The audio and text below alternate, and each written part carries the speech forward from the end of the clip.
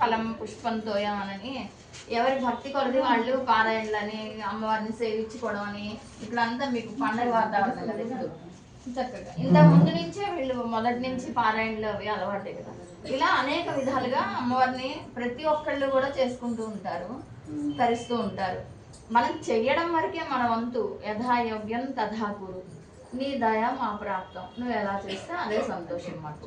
రోజు పరవాన్నం తినలేంగా, ఎక్కడికన్నా 4 రోజులు వెళ్ళొచ్చాం, అక్కడ కూడా రాత్రికి అన్నం దొరకదేమోనని ఎక్కువే తింటాం బయట యాత్రలకు వెళ్ళినా కూడా. కానీ ఇంటికి వచ్చి ఆ పచ్చడి మెతుకులు తింటే కానీ మనకి తృప్తిగా ఉండదు కదా. అంటే సొంత ఇల్లు స్వర్గలోకంతో సమానం. అందుకని సరే ఇలా అన్నమాట. అయితే భగవతి దయ వల్ల అందరం కూడా చాలా ప్రశాంతంగానే ఉన్నాం అందరం.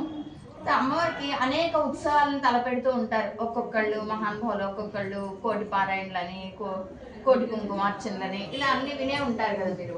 పారాయణలు అయితే అందరి ఇళ్లలో మీరు పారాయణ చేసి మాకు లెక్క చెప్పండి అనో ఇలా జరుగుతుంటాయి కదా.